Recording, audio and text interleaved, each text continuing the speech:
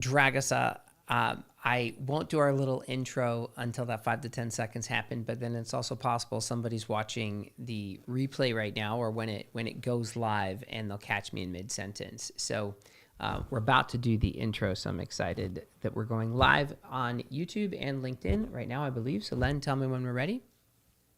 Yes. All right, well, welcome to Make It Rain with Trevor Crane. I'm on here with the great Dragica. I should just have only had, I don't even know how to spell your middle name, but Dragica Robinson. You gave me a hook up there. You should just go like with one name, Dragica, like Prince or Oprah. I think it's Dragica. This is Dragica and her new book. Nice to have you on the show. Delighted to be here, Trevor.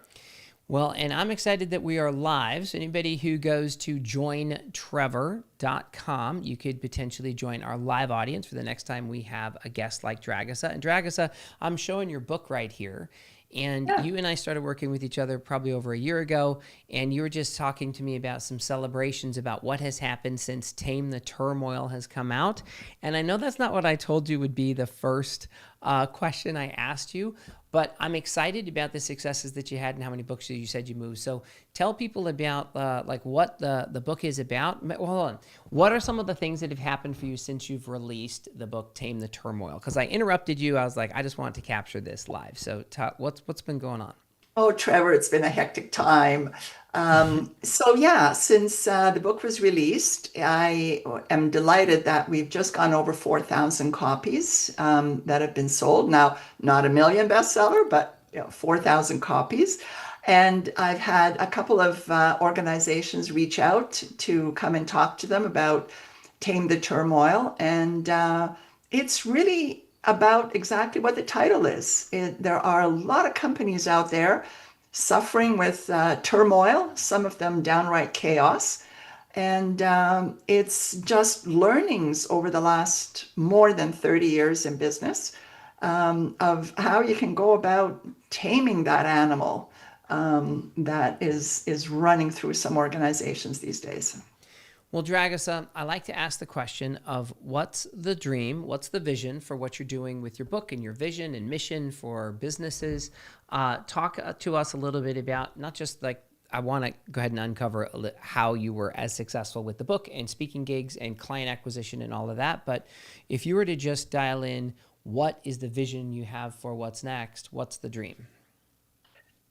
Well, it's, a lot of folks have a dream when they're in their teenage years. Mine didn't come until I was way into my 20s. And it happened at a time when I found myself in a whole hot mess. And it was, excuse me. My goodness.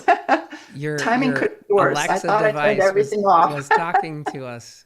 Okay, so she knew your story. So, I was way into my 20s. I was in a hot mess. I was working in a bank, and I had uncovered a huge fraud. And that kind of got me to realize there's a mess going on here. And then I kept facing more problems and more problems. And, that was many, many years ago. So And hold on, let me things break had that down for a second better. because this is key. I remember when I was a little kid and I learned that mommy and daddy, everything they said wasn't like awesome. And I heard some things that my dad did or mom did, and I woke up to a reality, and it sounds like you were in your 20s and mommy Yeah. and daddy was the business you're working with, and you uncovered fraud at a bank. Yeah, and a really big fraud. It was related to a horse, a true racehorse, and loans were being made to horses. And I thought, hold on a minute, it's not supposed to be this way. Oh Anyway, my one gosh. thing led to another. Yeah. So what happened? Were you like a whistleblower there, or what part? This is a story I wasn't aware of. Like that. This is a Oh, foundational thing. Did you like when I was a little kid? I just ignored it. Like I was too scared to talk to my mom or dad about the yucky situations I learned about. But what happened for yeah. you? So, well, what happened in my case was I brought it to the manager at the bank and said, I think the problem here is that there's some fraudulent loans being made. Now, this is going back many, many years. And back in the day, you know, $400,000 in loans was a lot of money.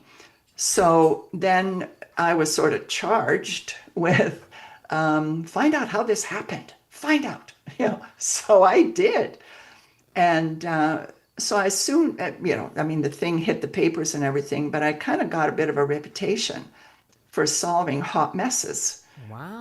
And that lasted for several years, and then eventually I left the bank and went into something else. And I was in the investment world, and found that, you know, matter even when you get out of the bank, other places have problems too, you know. And I felt really blessed at the time because I got to solve problems, and it made people happier. And this is what I thought, okay, I have found what I want to do. And then eventually, when I started my own business, this is how I started out. And I had this aha moment. You know, at this point now, I was even older. I had this aha moment that said to me, wait a minute, all these problems happen because people didn't see the risk in what they were doing. So that was over 30 years ago now. And and of course, back then, you know, risk wasn't something you talked about every day. Risk was just something that existed in on the money side of things, you know, risk related to how you invested money. It was in the army, it was in the Navy, you know, it was in places where there was a lot of danger or loss. And I thought, no, no, no, no, no. I've seen other places where risk has gone really badly. Mm-hmm. And that's, you know, how I really started to evolve that problem solving. In order to be good at it, you really have to understand not just the root cause of it, but you have to understand indicators of what's going to throw you in the ditch. And that's, you know, and when I started to put it all together, like I said, more than 30 years worth of history, when I started to put it all together, I thought, I got a book in me. Yeah. And I'm going to talk about, you know, some of the work that I've done around this and the companies. And, you know, I've been fortunate. I've worked on 4 continents now with international clients, big companies. And it's yeah, led me to be able to write about it. And the you know, the celebration of all of this is in letting it go, is actually In being letting it able, go, what do you mean? well, out, just letting it, just releasing it for people to The know. book to get this Yeah, information. Well, let me yeah, go ahead just, and I'm gonna pitch your book here a little bit. So if the screen is working right, and when I press the little buttons here, they should see a cover of your book with a domain name. And I know we have one for just a forward here, epic.media/Dragica. And I think you've got, for those of you who go there, you can get you're going to have to probably message Dragica because I asked if she'd give a free copy of her book away. So I know you've got an assessment that can help people deal with their turmoil. But what I want to yeah, ask you, because you were just talking about where this came from with your story, and you were saying, Dragica, that 30 years ago you became known as someone who was like putting out fires and can be a big problem solver. And then you were talking a little bit about risk. And we're talking about how you had this idea for your book, and it has come to fruition, and we're showing them the aftermath. We're here like it's Tame the Turmoil.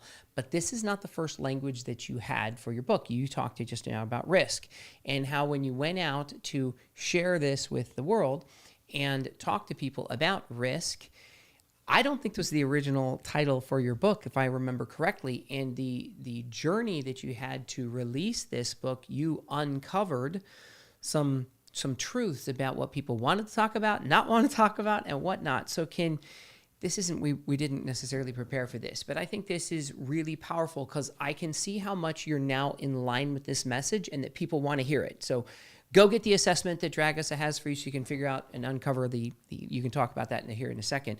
But like, how did you find this language and what was it originally? Because you had to find your voice around this so that people wanted to hear you, because not everybody likes talking about risk. And you said that they didn't like doing it then either. So talk a little bit about that, because you found your voice here that sold 4,000 copies of your book. And has you as an in-demand speaker, if I understand, and that's the vision of what's next for you, is to change more organizations, and not everybody can find their voice around this. The sad thing is, and you're so right, is nobody wants to talk about risk. Everybody wants to have growth. Everybody wants to be more productive, more profitable, more visibility, more. And all of that requires sometimes doing something different, right? And so through so many years, I've done a lot of change management work. And with any kind of change, you're going to have some amount of risk. And the biggest risk, of course, everybody knows about is that resistance to change. Well, fine, and that's turmoil, right? When people have to face the fact that something's going to be different, it creates turmoil. It even creates chaos, which is kind of the next level for a lot of people. So I discovered that people are quite willing to talk about change. And then I also discovered that people are. So hold on. You discovered they didn't want to talk about risk, but they were open to talking about change. Yeah. Okay. Yeah. And everybody wants to have a voice. Now, hold on. Let me break this down, because I want to step it back when someone's listening here. So you thought that you were going to go talk to the world about what you've done, put out fires and talk about risk and a combination of things. And instead you found that people didn't want to talk about that. How did you discover that? Because I know we've had conversations when you were creating this book that you were frustrated that the world didn't receive your initial messaging the way that you wanted them to receive it. So can you take us back a step to when you were finding your voice around this? Because I want to give the listener or the viewer here the opportunity to understand how you figured this out. Because that was a painful process. I don't know if you remember it, but you weren't thrilled that the way you were talking to the world about this book, that it was being received the way that you wanted it to be. But you were open to change and adjusting your message so that it did resonate with them. But take us back a step for you to figure that out. Well, I think a lot of it had to do with stories, right? Because people, you say to someone, okay, there's risk in the world, so we're not going to talk about that. But tell me about, what do you really want to achieve? Like, what do you really want? And you know what? The first thing people talk about is the problems they have today. They don't want to talk about what they truly want. They get into that ditch, and they talk about the problems they have. And so being able, and that was like a big eye opener, because I thought I'd gotten really past the problem solving stage. Because if you can manage the risk, you're going to reduce the number of problems you have, right? I figured I had it licked. Not so. It was again, taking me back in time. Some things just don't change. Taking me back in time was, people want to talk about their problems. They need to get it off their chest. But I always try to pull them to, okay, so but what do you want in the end? We're going to solve this problem, but what's it going to look like in the end? That's really hard for people. And so being able to talk about process is also a big thing, and I've written quite a bit about that. And process is at the center of whether you're going to achieve your goals or not. Are you going to execute that strategy that you're so conscious of? Are you going to execute that strategy well and get to the end game, get to the objectives that you want to achieve? Those were a little painful, because I felt like it was taking me back instead of moving me forward. Well, let me go ahead and unpack this a little bit, because I know what you did, and you didn't tell everybody yet, but maybe they might be intuiting here. I'm interviewing you right now to understand what your dreams are, why this dream is important to you, and I'm here to learn, and I'm here to help our audience learn. And so you did the same thing. So I want to go ahead and break this down. Correct me if I'm wrong. The way that you figured this out is you started doing interviews with the core people that you were going to write this book for and give it to them and whatnot. And what you found was the language and conversations around risk didn't resonate as much. But what happened was this distracting storytelling of people, just instead of them telling you what they wanted, they talked to you about their problem. And then this took you back to your entire career, and you thought I was a little bit beyond that. But now I'm going to pop up the slide of your book, because while you're sometimes talking, I'm looking on one of my other screens here about your book. What I read here is Tame the Turmoil. And it sounds really cute, and it seems like this is a really well thought out idea. But I'm going to remind you and the reader, this was maybe 6 to 9 months of work of Dragica researching and interviewing and trying to unpack this. And now I see it's such this beautiful little message. So go check out her book. 4,000 other people bought it already. But transform into an organization ready for anything. Like, you have a phenomenally titled book, a phenomenally, like, a promise here that an organization can be ready for anything. And I even loved like the colors that you did for the word turmoil here, because you were able to bring a lot of things together because you practiced this interviewing strategy to talk to your audience. And when you're now coaching us on storytelling and how people very rarely will tell you what they want without telling you what the problem is, I know this is something that you uncovered. Now, you uncovered through the process of listening, and this is also what you've been at the core of your business for the last 30 years. Correct me if I'm wrong, because I want to hear your description on how you found your voice around this, because I may not have it right. I think what you've described is spot on. To be perfectly frank, the process was actually closer to a year, if not longer. Mm-hmm. And there was a lot of head scratching that was going on. Head scratching in terms of, how could I be so wrong in bringing the message together? I felt really vulnerable a lot of the time, because I thought, I had this successful business. I'd been doing all these things all these years, and I was teaching. And, when you think about it, I've had way over 1,000 people in my classes that have been learning about risk management. And when I look at what was I really teaching, was how to stay out of trouble, how to prevent your problems. And what you recognize with this turmoil is it's everywhere, and that's what you came up with. I'm looking at your book cover again, because it's Tame the Turmoil. It's recognizing that in every business you were in, from when you were 20 years old to every classroom of the thousands of people that you said that you trained, the anarchy, the chaos, the turmoil is going to be there.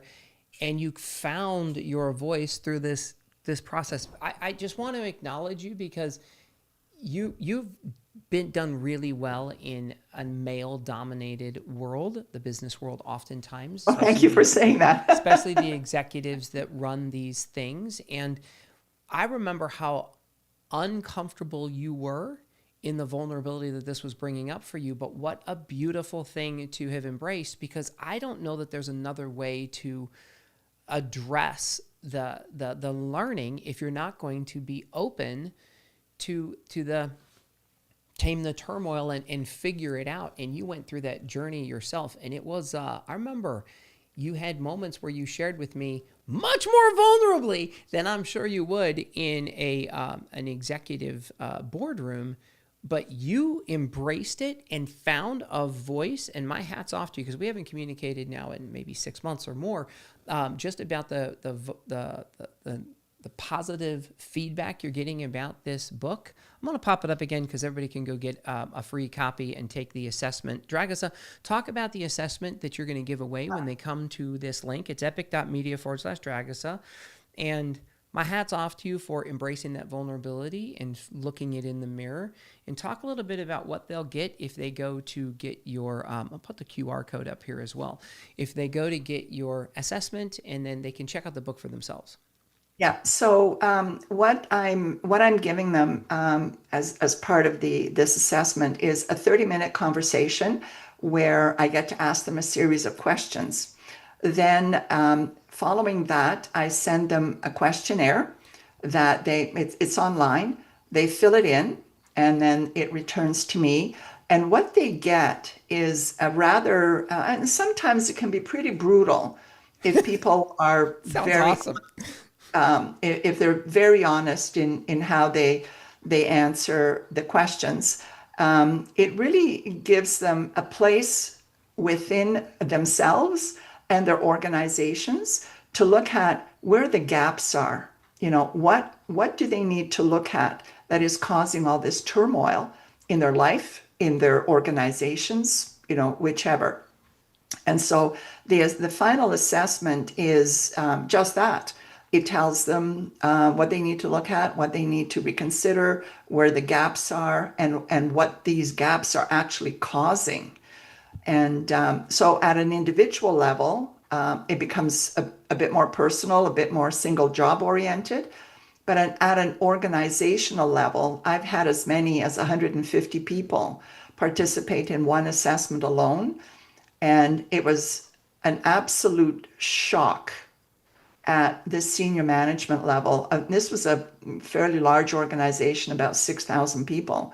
And the people that participated answered truthfully, honestly, very directly. There's lots of room for comments in there. And management gets insight from other levels in the organization because, stuff filters as it goes up through the organization. But this assessment gives them a ground level perspective. And I usually invite people to do at least 3 levels when it's an organization of more than 500 people, say. And then that way they get real insights into what's going on in their business. And it opens up conversations like you wouldn't believe the stuff people talk about. So Dragica, what I'm hearing are the parallels with your own journey here that I think is really interesting, because you just said this open, honest X-ray. That's my language around it. Is sometimes I don't know, not uncomfortable, and it has its own degree of pain of looking in the mirror of like what you're really getting, which was the same thing you've done in your career for your companies, and it's the same thing that happened to you when you were launching your book. Is I think, and I've had arguments with my wife recently. Let's call them conversations. And she'll talk to me sometimes about things that she doesn't like about Trevor. And I know you would never imagine that that's even possible, because you know me. I'm just so beautiful and loving and bald. For sure. And she was surprised how aggressively excited I am to hear about the truth, like what's really going on, as opposed to like trying to sugarcoat it. Because I find that the transformation can't begin if we don't identify what are the pain points, what is really going on. So I always embrace that. I don't always like the judgment that sometimes comes along with how much I suck, but like that is the beginning, I think, of solving the problem. So it's interesting to hear you talk about it. And then I'm now in hindsight thinking about your journey of getting your own book done. It's like you did it to yourself. You had to go through the ringer to go through and find your message here, and a whole bunch of self-reflection of what it is that you could do to improve your thing. This was really a great interview, Dragica. Here's what I'd like to do to wrap it up, because we can go ahead and send people again to epic.media/Dragica to get your assessment, which will give them a picture of where they are, so they can also identify the gaps and areas in life, personally, professionally, organizationally, depending on the level of assessment they want to use with you. But I want to invite you back after some new big dream or goal has come true. So Dragica, when I was asking you what's the dream, I kind of interrupted. We went off on other tangents. I want to know more about your vision for somewhere in the next 12 months. that you're going to go ahead and try to accomplish some big new thing, whatever that is, and then have you back because you're already #1 bestseller. You've already got some new clients and some things that have happened because of your book and other amazing things that you're doing. What would be a dream or a vision that you've got? So we can go ahead and when you come back, I want to go ahead and spend a few moments. How did you make that come true? But let's just first create the destination. What do you want to achieve that we can go ahead and celebrate when we invite you back to make it rain so you can share with everybody how you did it? One of the things I have done in the past and want to do again, I haven't since COVID, but I'm now in a place with the book, with the work I've done, and so on. I want to be on a big stage. I want to be able to promote this message on a much bigger scale than how I've worked with it in the past. So one of my goals is over the next month or two is to really start getting out there on the speaking circuit again. Been there, done that, but I certainly want to do a whole lot more of that. So that's what I'm aiming for in the next few months. Okay, so in the next few months, you want to get yourself on multiple, I'm planting a seed here, Yes. multiple big stages. Does Yep. a big stage mean a particular company or like a company or an organization? Like when it comes to the who and what stage, how can somebody listening right now know where you want to go speak so that we can be clear? And I'm going to go ahead and plant a seed for your keynote conversation, which is going to be Tame the Turmoil. You can go ahead and call it anything you want for your own keynote version of this. But what organizations, who can somebody introduce you to so we can help make that dream come true? So the large organizations that I've spoken with in the past are, big companies that have annual internal conferences. And talking about this kind of thing is very appropriate for the big scale internal conferences. The other one Let is me just interrupt for a second because I want to get someone listening right now has a clear understanding. Give me a person that they can introduce you to at some of these organizations. And when you say big organization, just go ahead and give me a size and a frame and a range and like who they can, because I want someone listening right now going, oh, I can think Sally. I should introduce Dragica to Sally and she'd be a great speaker at blankety blank conference. Okay, well, I'll do it this way. The financial services industry, whether it's a big bank, whether it's a big insurance company, whether it's a big brokerage, ideal location. And they usually have event organizers that do the conferences, that bring in speakers, that even do internal workshops for big groups. So the mining industry, they have the annual PDAC conference, Prospectors and Developers. It's a big association. Now, that's another place where, that would be my second choice of state, well, a choice of stage. The utilities industry, the electrical utilities, oil and gas, the natural resource types. I've done things for forestry. So, and these are, and technology companies, the oracles of this world. They're, the Microsofts of this world. They're not perfect. They have internal problems. Google, for example, has a number of internal issues that I'd love to get my hands on. So, technology, mining, utilities, healthcare is another one.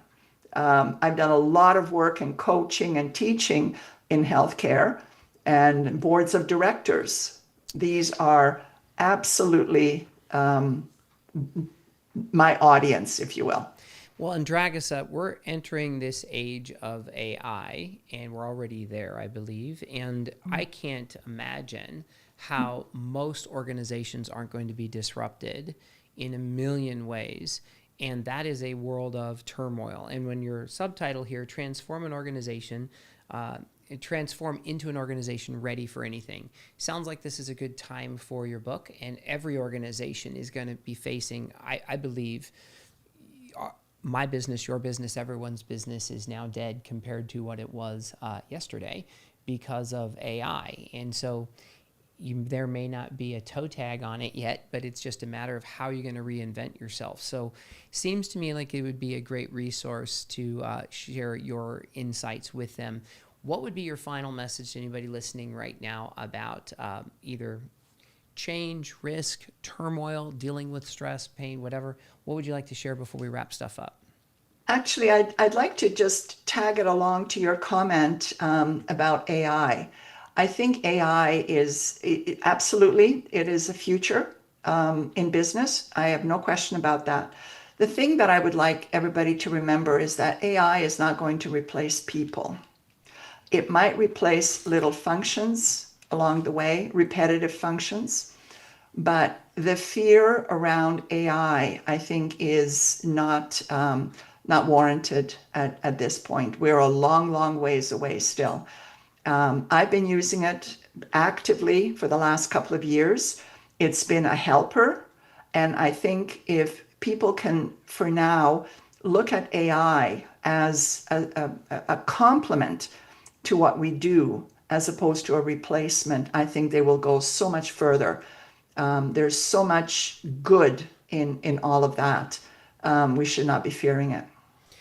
Well, I'm looking at AI as being an accelerator and an amplifying tool. And I think that the biggest challenge people face with AI personally is not paying attention to it or paying attention to the jobs. There's no doubt that some people will lose their position of whatever they're doing, but I think it's going to be those people who aren't paying attention and doing, like, okay, this is a new tool, and if you don't learn how to use that tool, then come on, man, we all use forks. I mean, back in the day, I don't know, Dragica, I'm guessing people didn't have forks. Like, I'm just thinking, and then we all evolved to using forks, maybe the wheel, I don't know, fire, whatever it is. Like, technology's gonna win. And for those people who choose to ignore it, they're gonna be in trouble. So it's been a pleasure working with you, Dragica. I'm so proud of what you did with this book. I can't take any credit for it, unfortunately, because I know you created most of that through the turmoil of going through the process of figuring it out. But I was this small part of helping you release that to the world. Congratulations on your #1 bestseller. Congratulations on booking speaking gigs. I'm going to pre-congratulate you on the new conferences you'll speak at. And after you book 2, 3, 4, 10 of those things, I want to invite you back to share with us how you made that happen. And I like to have you make that declaration here, and then we can invite you back to say, well, this is how we did it. And it could have just been because you have somebody make an introduction, possibly.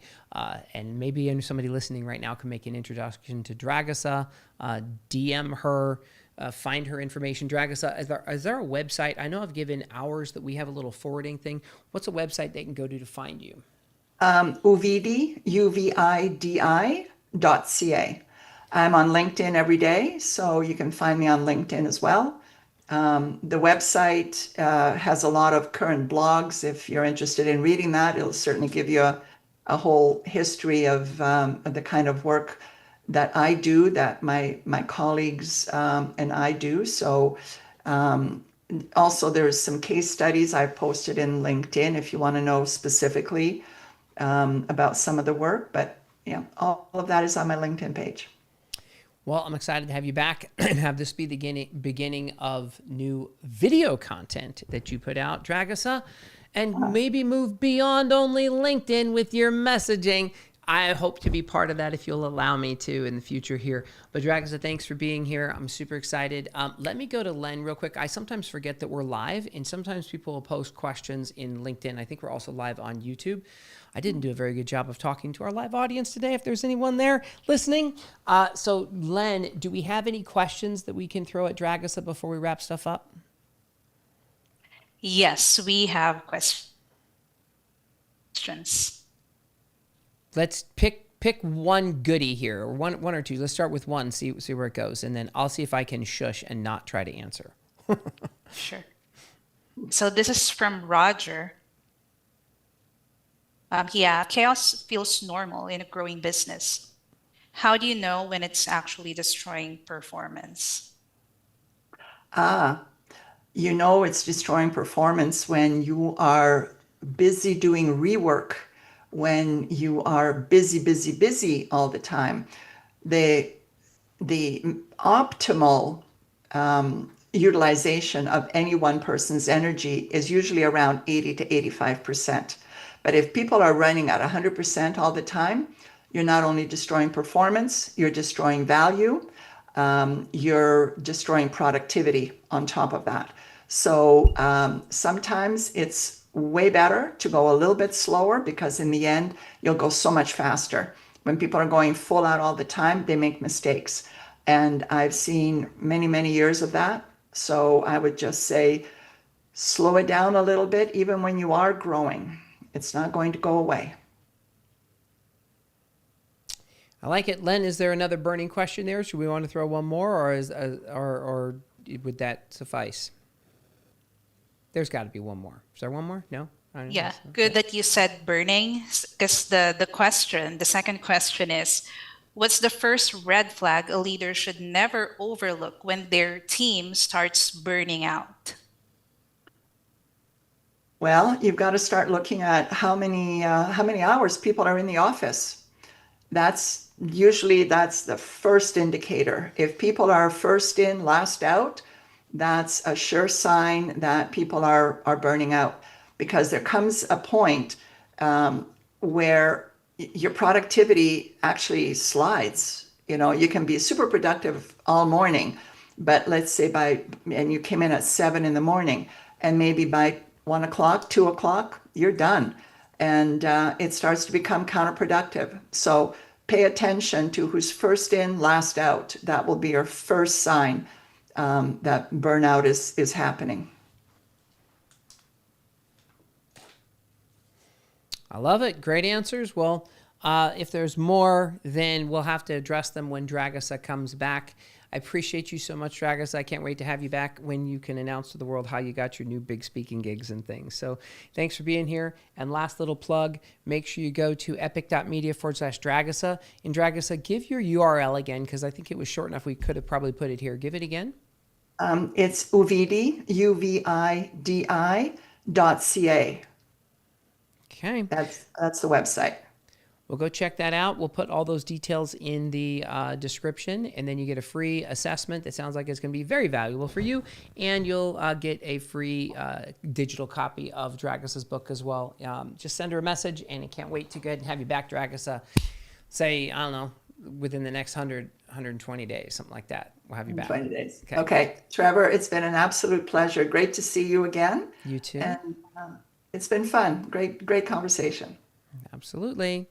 And we are done. Now, that said, we may still be live on YouTube or LinkedIn because it might take a second. So, Dragica, let me see if I can do this. I'm going to put down, we are in, hold on, we're not in pregame anymore. We are in the post game. So, we are in the post game because we're going live, I didn't want to just stop at the end when we just end the things, because it's a conversation and maybe there's going to be more engagement with the group. But I thought you did awesome. I love talking to you. And one of the things I like most is you're such a great communicator. Like, you're really intelligent with your answers, and you think about what you're going to say before you say it. And you communicate really effectively. So it's always nice to talk with you. And I like that you're willing to share some of the vulnerability and challenging stuff. I think that's when you're at your best, is when you're acknowledging some of the vulnerabilities that you or others have. I think it shows up a little bit more when you share it about yourself, because it seems so self-reflective. It makes me feel more comfortable hearing from you. Does that make sense? It's all in the eyes of the beholder, right? That's correct. It is. It is. Anything else from me before we jam? No, I thank you for this. You're welcome. You'll let me know what you're going to do with it?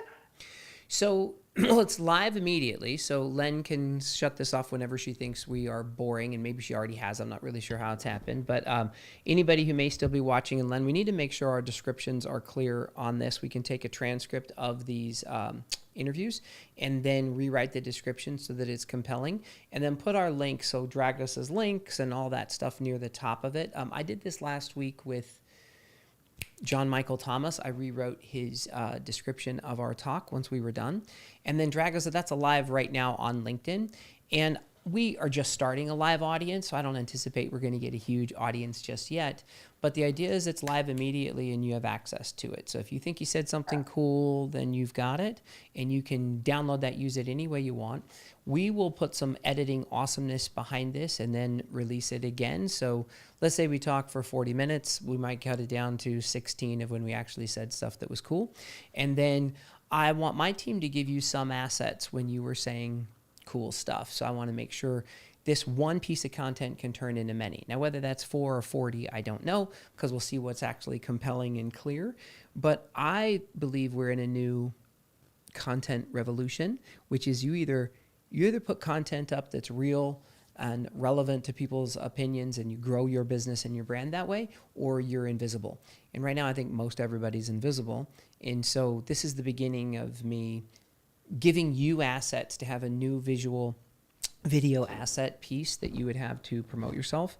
And what's next for me is just to document this a lot. I'm going to go live and try to do it as engaging as possible, trying to get live audiences, because I think that's the future. And yeah, we're in a voyeuristic world where people love the interview process. And that's what's kind of next, is that I'll invite you in, Dragica, to what we're teaching around content marketing, as I mentioned to you, as a gift. And then I would challenge you to embrace it, because if you don't, the next 24 months are just going to pass you by. And I don't want that to happen. So I don't want that to happen either. Yeah. Yeah. Okay. You said something I thought was interesting, to go beyond LinkedIn. Mm-hmm. I think X is garbage, and I think Facebook is not my audience. Mm-hmm. What else is there?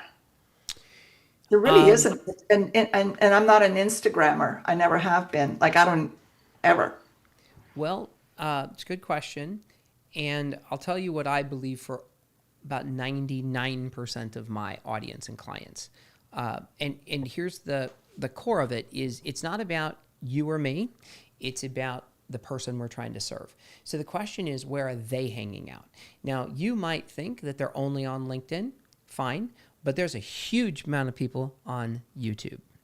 And you might think that I'm on YouTube. I have a YouTube channel, Straight Talk. I have a podcast on YouTube that I put up there regularly.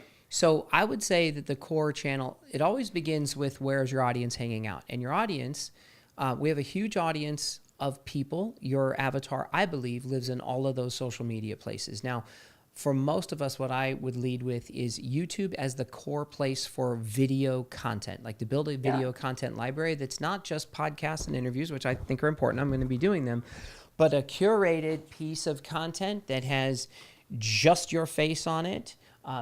Teaching, if I can press a button, I'm trying to press a button that just my face on it, talking about a particular subject. I think it lives forever on YouTube, and you have an opportunity to build that brand. And if you do that intelligently, then that's something that establishes, it lives for forever. Like, you can have all the frequently asked questions and things so that you can, people are searching for solutions to problems. And so you have an opportunity to build there.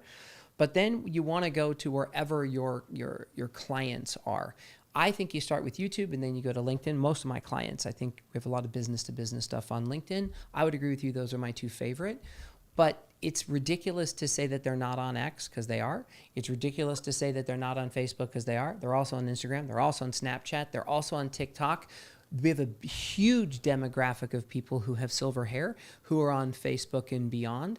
And it doesn't mean that has to be your core channel, but I believe that we take our core audience, like let's say that you build them on YouTube and LinkedIn, let's say for you, and then you can take the same content and splinter it for that perspective. And it's just like a party that you don't necessarily go to all the time, but there's still people there, and you can still craft your message, customize it a little bit for that particular party.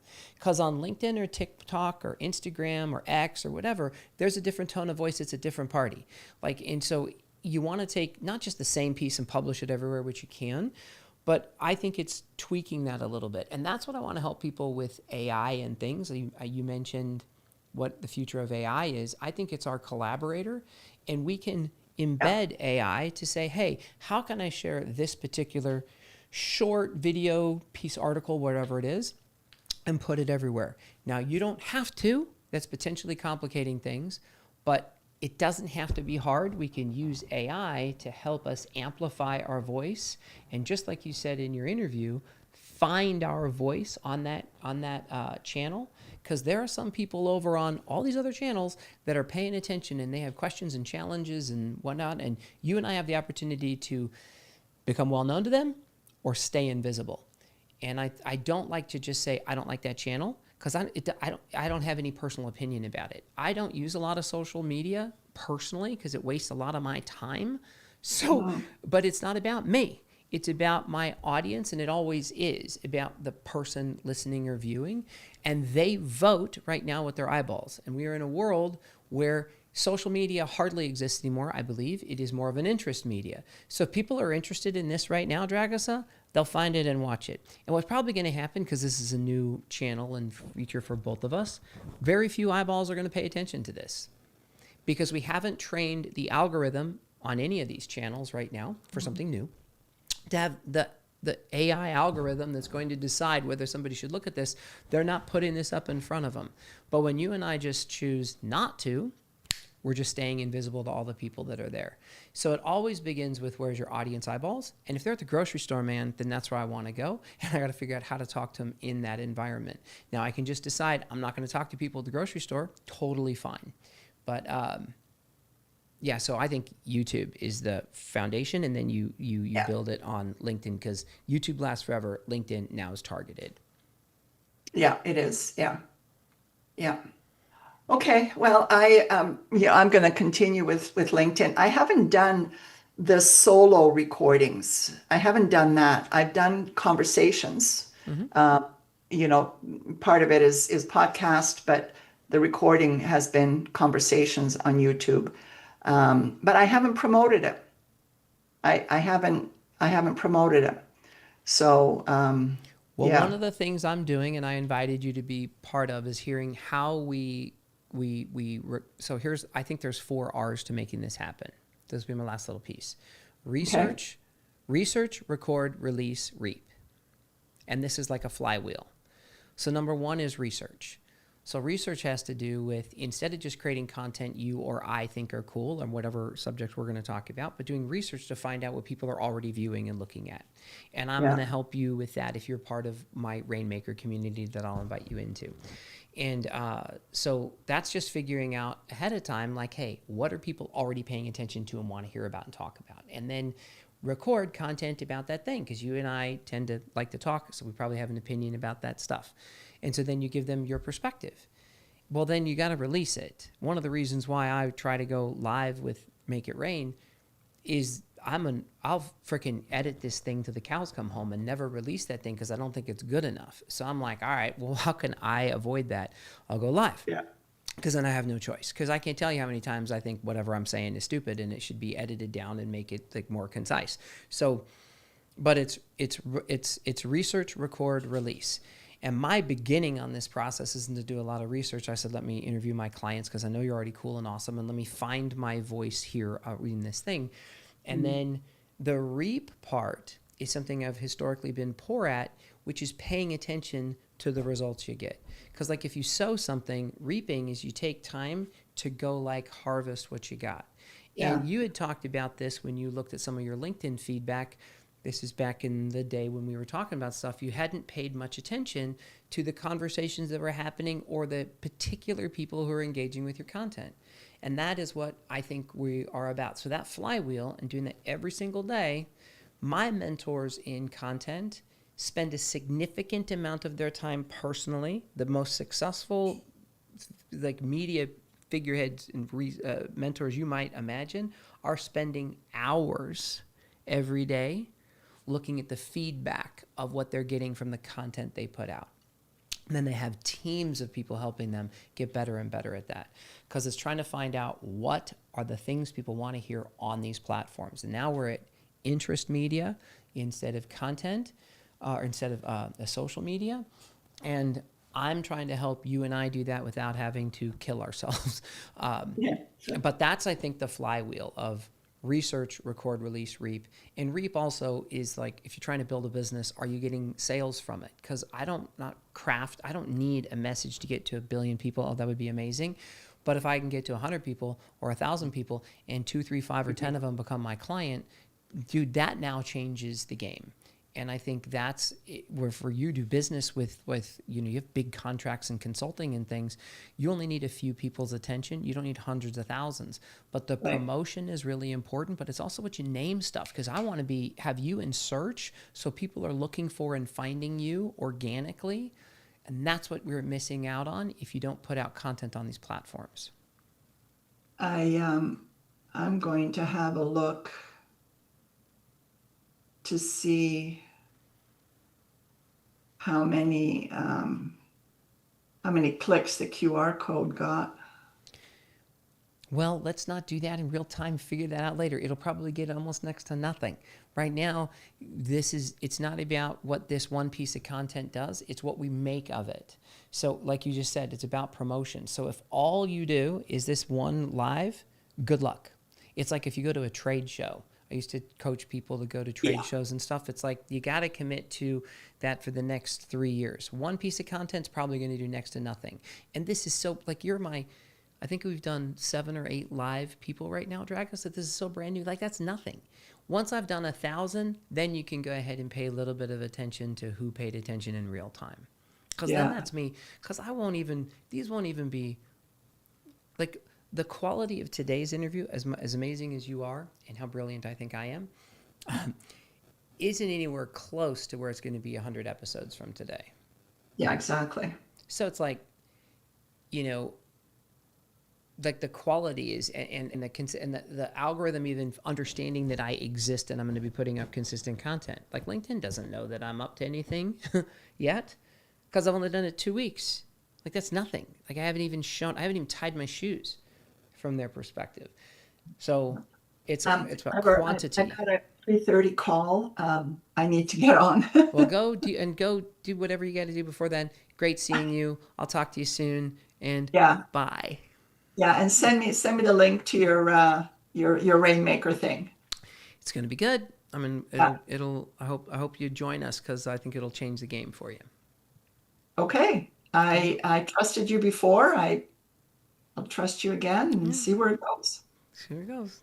Okay, we'll see. Right. Okay, talk to you soon. Bye, Dragica. Take care. Bye-bye. And Len, are we still live, or do we shut off at a certain time? And do I need to just hit stop stream? We are still turn it off and restream. I'm sorry? Can you hear me? I can. I just didn't understand. You say it again?